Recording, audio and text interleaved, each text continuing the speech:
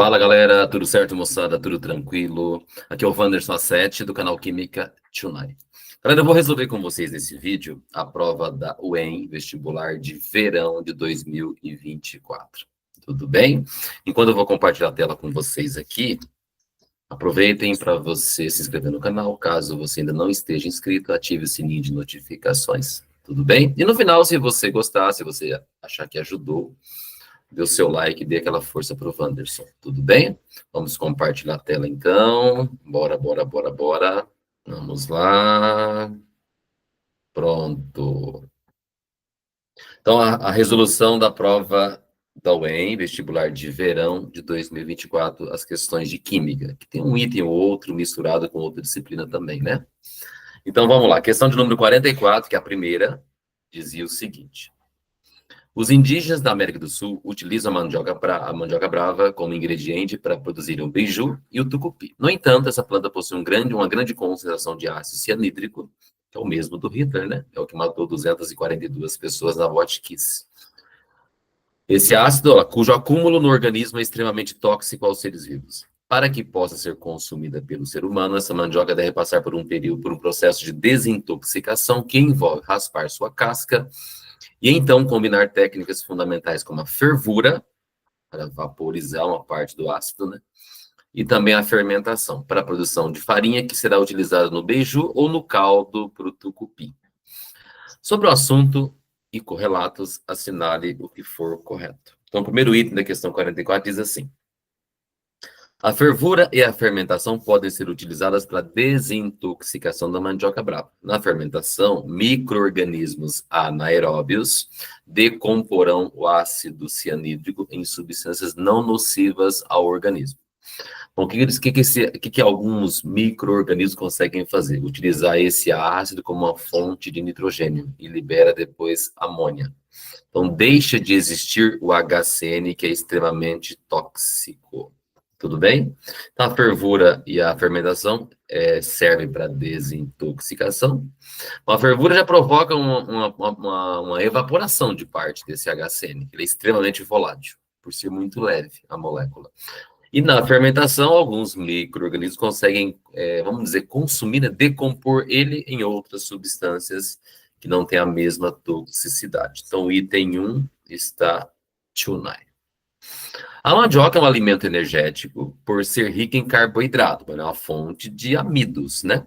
Que é um carboidrato, principalmente combustível por processo de respiração celular, que também é facilmente oxidado. Então, verdade, ele é rico em carboidrato, rico em amido, que é um combustível super bacana, que é facilmente oxidado para gerar energia. Tudo certo? Questão 44, item 04.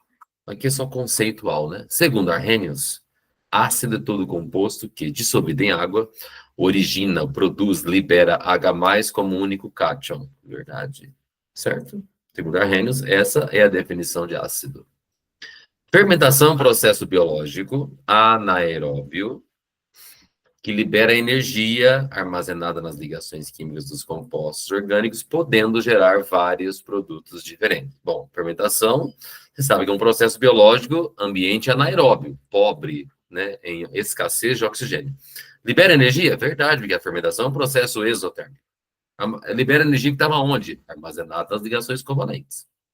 E pode gerar produtos diferentes? Pode. Você conhece fermentação metânica, você conhece alcoólica, você conhece fermentação lática. No caso do HCN, pode ser liberado amônia. Então, fermentação tem diversos tipos. Pode produzir vários produtos diferentes. Verdade.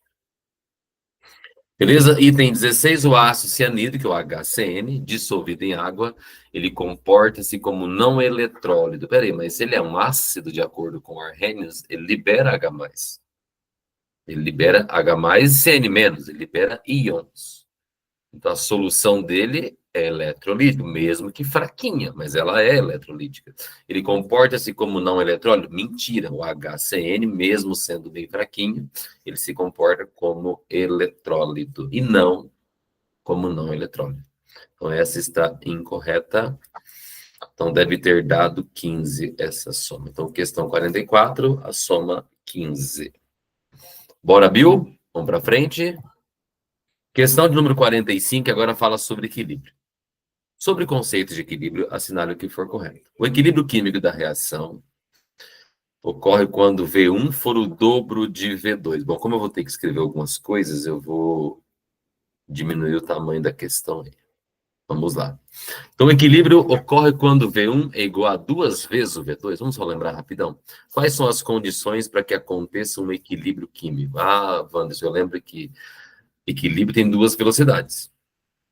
Ou melhor, equilíbrio tem a ver com reação reversível. Tem a velocidade de ida, velocidade de volta, velocidade direta, velocidade de reação inversa. E qual é a condição para ter um equilíbrio?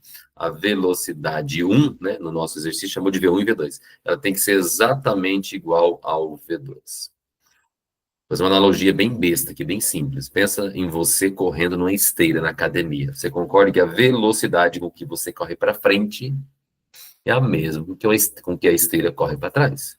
Se não for igual, você sabe que vai ter umas videocacetadas nervosas, não vai? Tem que ser igual para estar equilibrado. Então, velocidade 1 tem que ser igual à velocidade 2. E não o dobro, como está escrito no item 1. Então, esse item está incorreto. O equilíbrio de uma reação é atingido quando todo reagente é convertido em produto. Espera aí. Para que exista equilíbrio, tem que coexistir reagente e produto. Os dois têm que coexistir, os dois têm que existir ao mesmo tempo, no mesmo recipiente, vamos dizer assim. Não é à toa que quando você vai calcular constante de equilíbrio, o Kc, né, que é o mais comum, você divide a concentração dos seus produtos por quem? Pela concentração dos seus reagentes, elevado a algum número, né, que tem a ver com a ordem e tal. Perceba que se o reagente acabasse, se fosse zero, essa divisão nem existe, não existe divisão por zero. Para você poder dividir produto por reagente, eles não podem ser zero. Concorda comigo? Reagente jamais poderia ser zero. Então, equilíbrio é atingido quando todo reagente é convertido em produto. Mentira.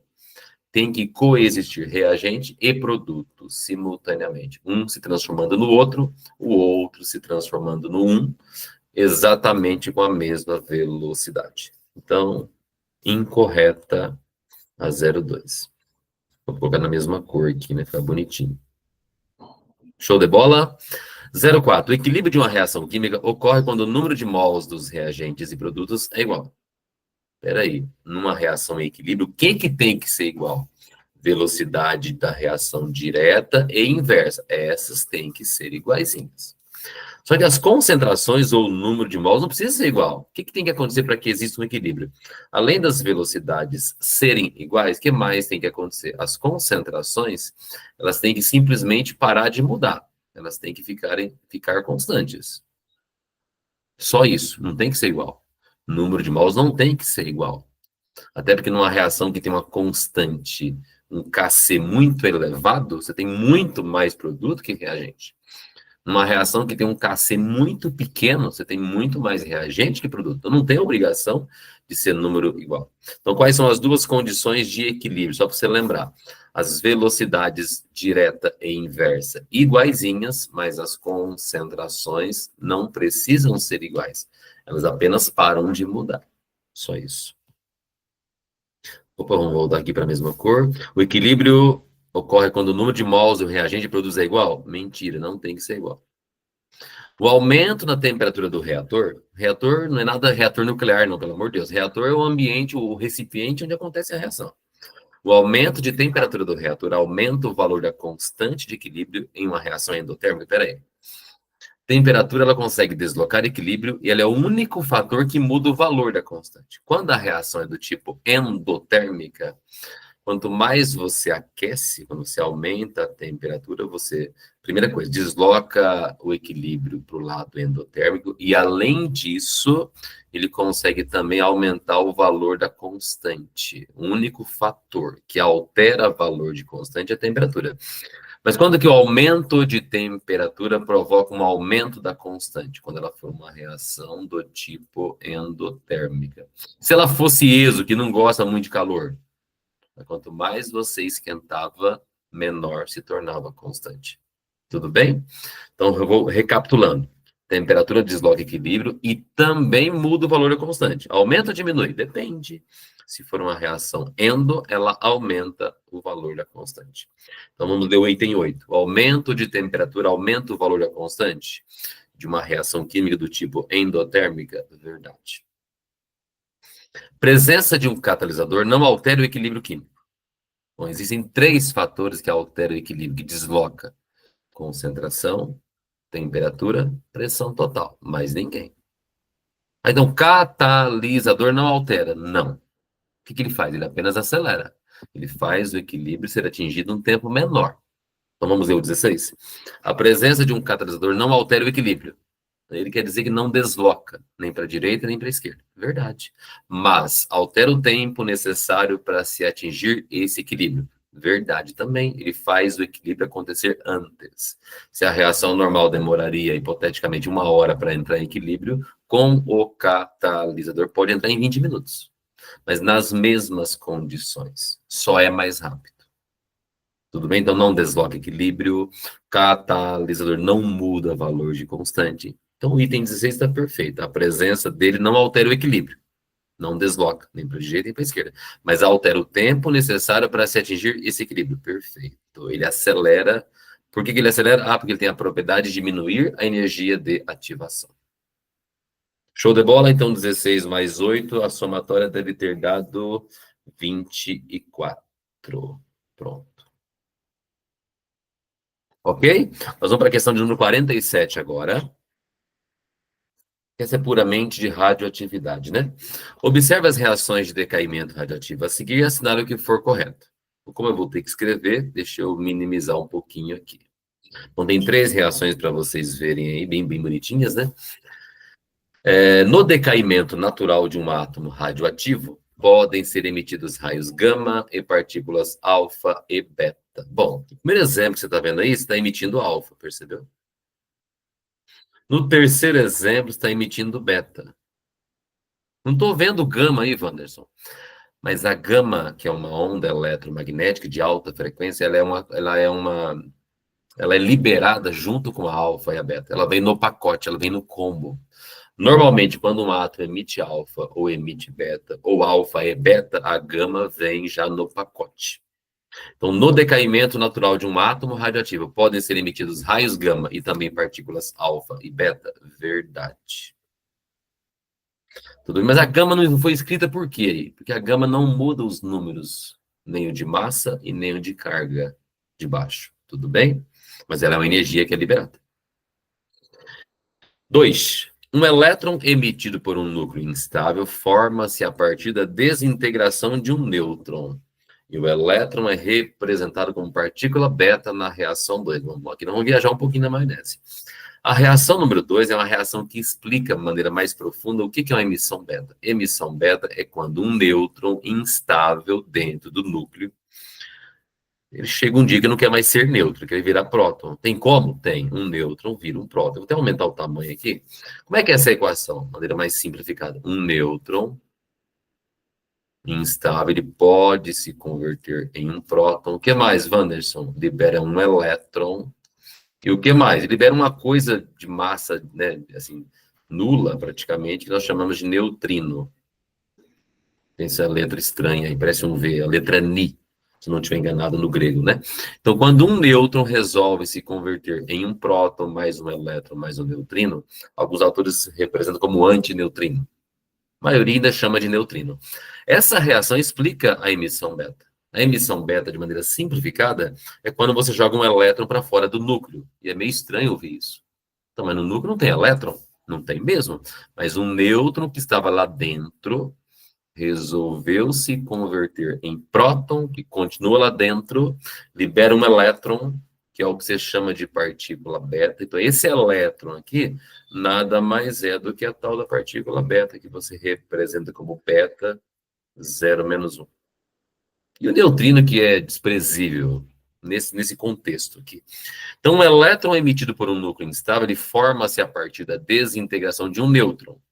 Ah, o nêutron vira próton, elétron e neutrino. Isso. E esse elétron é representado como partícula beta lá na reação 2. Lá na reação 2, ao invés de escrever elétron, o que foi escrito para você? Foi escrito beta, mas é a mesma coisa. Então, emissão de partícula beta ou emissão de um elétron pelo núcleo é a mesma coisa. Agora, de maneira mais aprofundada, isso você está vendo aí. Um nêutron vira um próton, mais um elétron e mais um neutrino. Deixa eu colocar em vermelho para você ver melhor. Então, a 2 está perfeita. Questão 47, item 2, show de bola. A emissão de uma partícula beta faz com que dois átomos presentes na reação 3 sejam isóbaros. Não só na reação 3, qualquer situação onde você tiver emissão de partícula beta, o átomo pai e o átomo filho, quer dizer, o inicial e o final, sempre serão isóbaros. Para você provar que isso é verdade, confira aí, quer ver? Ó? Deixa eu trocar de cor aqui. O átomo pai era o césio 137. Qual que é o átomo filho? O resultado, bário 137. São átomos iguais? Lógico que não. Um era metal alcalino, tem metal alcalino terroso. Mas tem um negócio que ficou igual. O que é igualzinho? O número de massa é 137. Então, toda emissão beta ela vai gerar isóbaros. Por isso, o item 4 está tonight forever também. Uma partícula alfa, o que é uma partícula alfa? Eu esqueci o que é, professor. Partícula alfa você representa como 2 e 4. Ela nada mais é do que um pacotinho feito de 2 prótons e 2 nêutrons. Sabiam disso? Esse pacotinho, constituído de 2 prótons e 2 nêutrons, se chama partícula alfa. Só que ela acaba coincidindo com quem? Com o núcleo de um átomo de hélio. O hélio também é o hélio mais estável, né? É o hélio 42. Então, emitir partícula alfa, ou emitir 2 prótons e 2 nêutrons, ou emitir um núcleo de hélio, é exatamente a mesma coisa. Então, uma partícula alfa, ela corresponde a um núcleo de um átomo de hélio. Perfeito. 16 raios gamas possuem baixa energia. Mas eu acabei de falar que raios gamas é de altíssima frequência. E sua emissão muda o número atômico do átomo emissor. Bom, primeiro que a emissão é de altíssima energia. E quando você emite apenas gama, os números não mudam. Quais emissões que mudam o número de cima ou de baixo? A alfa muda o de cima e o de baixo. Diminui 4 em cima, diminui 2 embaixo. E a beta só muda o de baixo, aumentando sempre 1, né? Ok? Mas qual a emissão que muda os números? Alfa e beta. A gama, não. Mas a gama é uma onda eletromagnética de altíssima energia. Então já está errado o item 16. Somatória deve ter dado 15. É isso? Questão número 47. Vestibular de verão da UEM 2024, dá 15. Vamos para a última. Questão 48, tem um pouquinho de física agora, tá? Vou fazer umas continhas aqui. De repente você sabe fazer essas contas de um jeito até melhor do que o meu, tá? Questão 48. Sobre fenômenos associados ao calor e à temperatura, assinale o que for correto. Deixa eu minimizar aqui. Se uma chapa metálica fina e homogênea tem sua área aumentada em 0,17% quando sua temperatura aumenta em 100 Kelvin, olha o que ele quer saber. Então, seu coeficiente de dilatação superficial é igual a 1,710 a menos 4 Kelvin menos 1.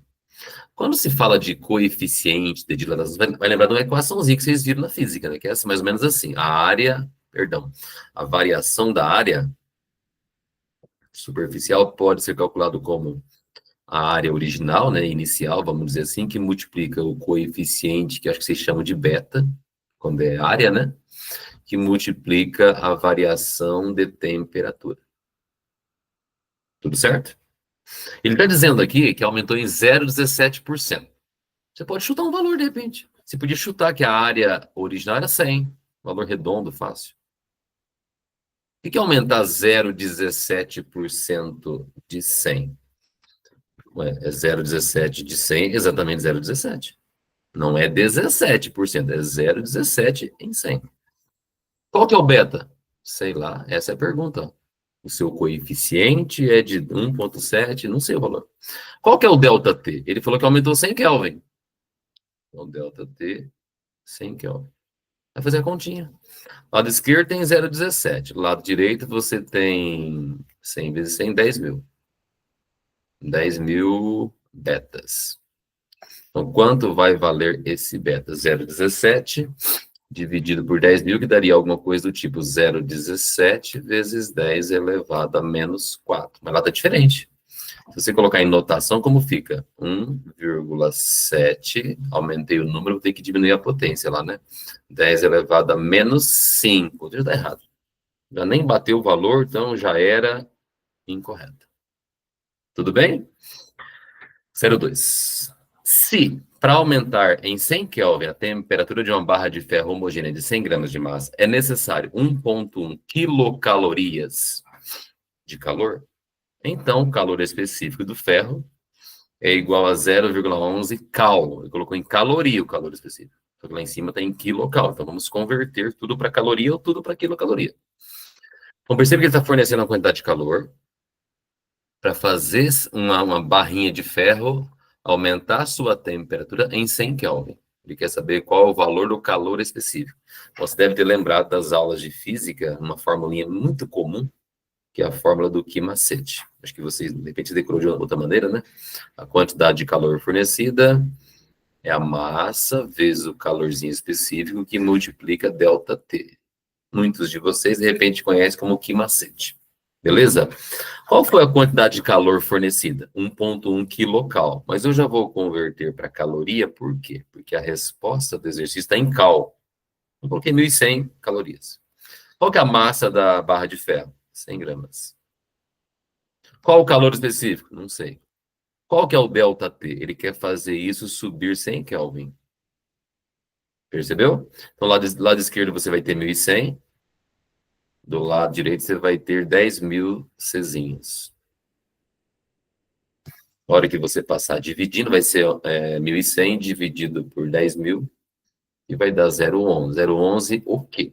Calorias por cada grama por Kelvin. Perfeito. Então bateu 0,11. Show de bola. Verdadeiro. Então, questão 48, a 1 incorreta, a 2 correta. 04 vai lembrar um pouquinho de máquinas, máquinas térmicas lá, mas aqui, nesse caso vai falar mais de transformação gasosa, quer ver?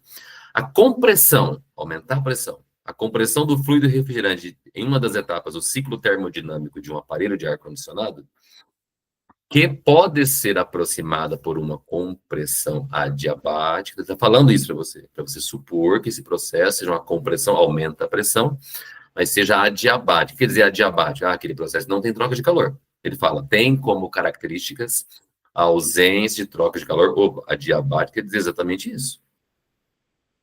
E também o aumento na temperatura do fluido. Peraí, ele falou que o negócio a pressão vai aumentar, compressão. Como é que você faz a pressão aumentar sem mexer no volume? Para eu fazer a pressão aumentar sem mexer no volume, eu tenho que aumentar a temperatura. Eu tenho que aumentar a temperatura para provocar um aumento de pressão, que ele chama de compressão adiabática. Então vamos conferir. A compressão do fluido refrigerante em uma das etapas do ciclo termodinâmico do aparelho de ar-condicionado, que pode ser aproximada por uma compressão adiabática, tem como característica a ausência de troca de calor, porque é adiabática, e também aumento da temperatura do fluido, por quê? Porque a pressão tem que aumentar. E o tamanho do recipiente não tem como mudar. Então, aparelho de ar-condicionado, volume tudo fixo, os caninhos, vamos dizer assim. Então, para aumentar a pressão, você tem que necessariamente aumentar a temperatura. Então, perfeito, o item 04. Tudo certo? Derramando-se acetona sobre a pele, ocorre uma sensação de frio. Todo mundo já teve essa sensação, derramar acetona, derramar etanol, tal, né? Visto que a evaporação deste produto é um processo exotérmico. Galera, qualquer evaporação é um processo onde você parte do líquido para o gasoso. Tem que subir a escadinha. Esse processo sempre vai ser endotérmico. De outra maneira, se você sente frio, é porque o processo está absorvendo o calor do seu corpo.